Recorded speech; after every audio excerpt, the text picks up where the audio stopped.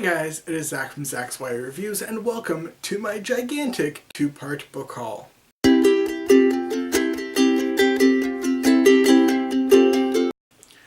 So I have 27 books to show you, and I decided it would just be easier to split them up, and so I split them into books that I bought myself and books that were given to me either from authors, publishers, or my mother.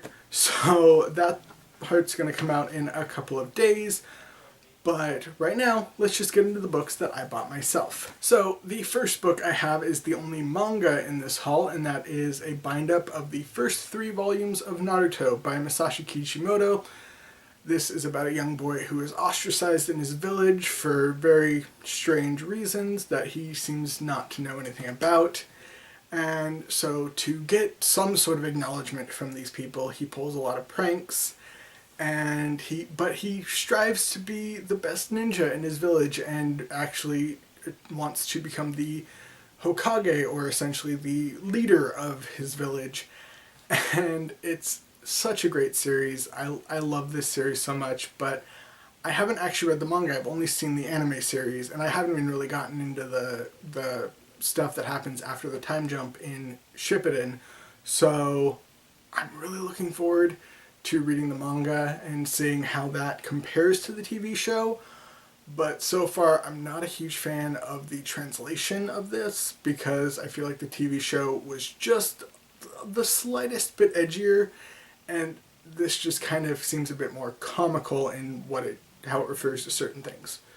That's really all I'm going to say. Anyway, still really looking forward to reading this though. The next book I have is Lord of Shadows, the second book in the Dark Artifices trilogy by Cassandra Clare, and I believe her 11th Shadowhunter book overall. This series takes place about 5 years after the Mortal Instruments and deals with a lot of the fallout of what happened at the end of the Mortal Instruments.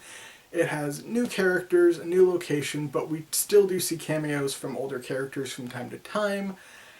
And yeah, this book is fantastic. Again, it deals with kind of the fallout of some of the stuff that happened at the end of the Mortal Instruments. It delves more into the Parabatai bond between Shadowhunters and deals a bit more with the world of Fairy. I have a review for this book, and I will leave it down in the little doobly-doo with Goodreads links for all of the books that I mention in this video. Then I have Flame in the Mist by Renee Audier. This is the first book, and I believe a trilogy, but it could be a duology, so do not quote me on that.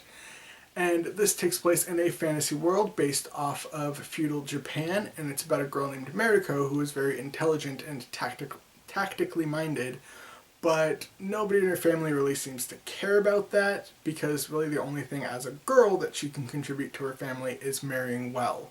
So when she is betrothed to the son of the emperor's favorite consort, she rages against this, but by the time the book starts, she's sort of resigned herself to her fate.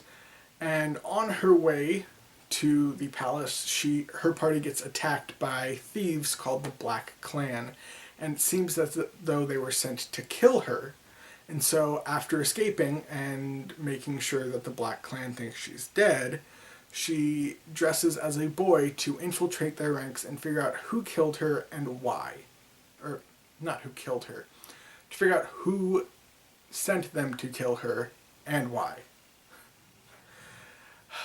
Then I have A Court of Wings and Ruin by Sarah J. Maas. This is the third book in her A Court of Thorns and Roses series, which the first book is a bit of a loose retelling of Beauty and the Beast, but in the second and third book she more delves into this world and explores it and expands it, really fleshes it out. It's a fantastic series, and while this is the end of the first arc in this series, I am really excited to see what's coming next. Whether it's a prequel, a sequel, following the same characters or new characters, I don't care. I just want more of this world, please. Then I have from Percy Jackson, Camp HalfBlood Confidential, the real guide to the Demigod Training Camp, which is just kind of a fun little companion piece to the Camp HalfBlood series by Rick Riordan, which includes the Percy Jackson and the Olympians, the Heroes of Olympus, and the Trials of Apollo. And I believe that this is accurate up until the end of the Hidden Oracle.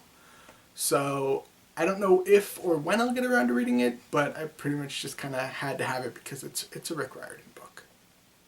It's a Rick Riordan book. Speaking of Rick Riordan books, I have The Dark Prophecy, the second book in the Trials of Apollo, which deals with the god Apollo being kicked out of Olympus and made mortal, and to find his way back to his godly powers, he needs to overcome certain trials.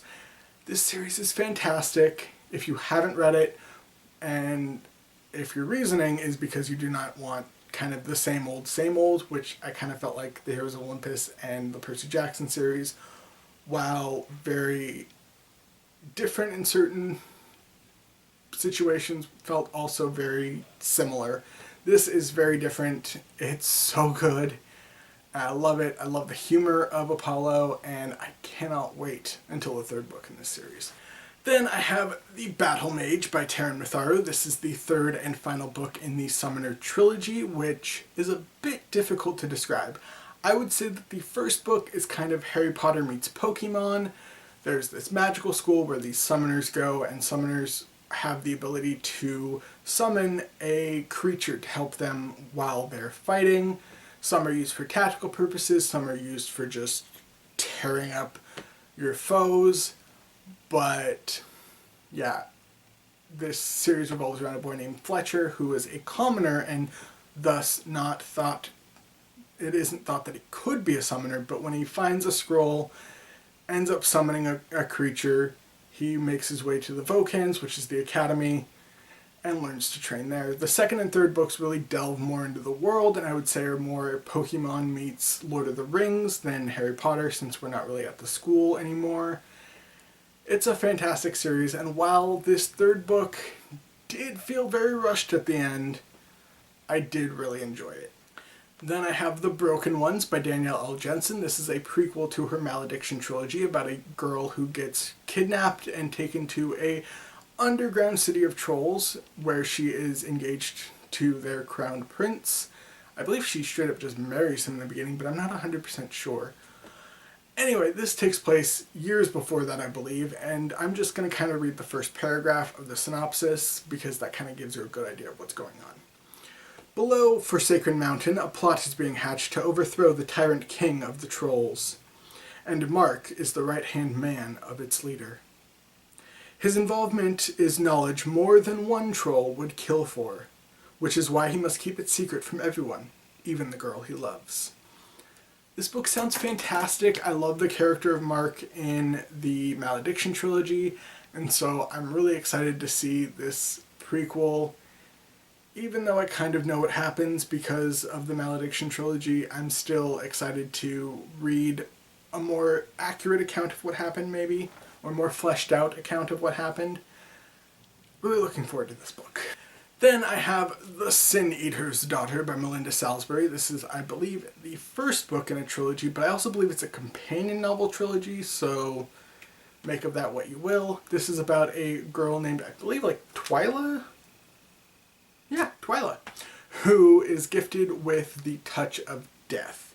And so she is her kingdom's executioner. She is also engaged to the crown prince, who is believed to be immune to her deathly touch. But she's also ostracized because of her deathly touch, and really doesn't have much of a social life, and even the prince she's betrothed to rarely, if ever, hangs out with her. So one day when she's in the dungeons doing what she does, she meets a new guard, and they form a bond, but their romance is forbidden for multiple reasons, chief of which is probably the fact that she could kill him in a single touch, but there's also the fact that she's betrothed to the crown prince. This sounds like a great fantasy novel. I've heard really good things about it, and the cover is gorgeous. Just, oh. We're almost done, I promise. The next book I have is Nevernight by Jay Kristoff. This is the first book in, I believe, a trilogy about a young girl who witnesses her father's execution as a traitor and joins up with a group of assassins in order to get revenge on those who wronged her father. I've heard nothing but amazing things about this book. I have been wanting to read it for a while yet. The second book is coming out, so hopefully I can catch up before that book comes out. Really looking forward to this one as well. Then I have Gemini by Jay Kristoff and Amy Kaufman. This is the second book in the Illuminae files, which is a sci-fi, high-octane trilogy.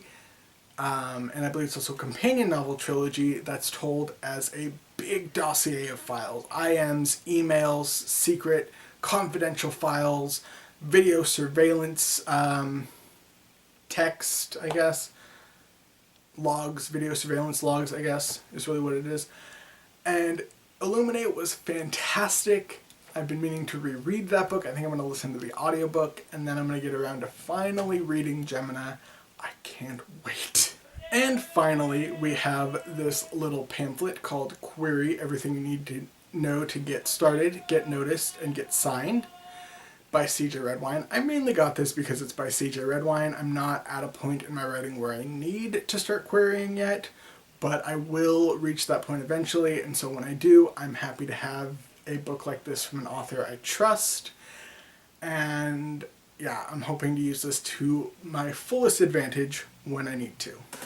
Okay, that is all the books for this part. I hope you guys stay tuned for the second part coming out in a few days.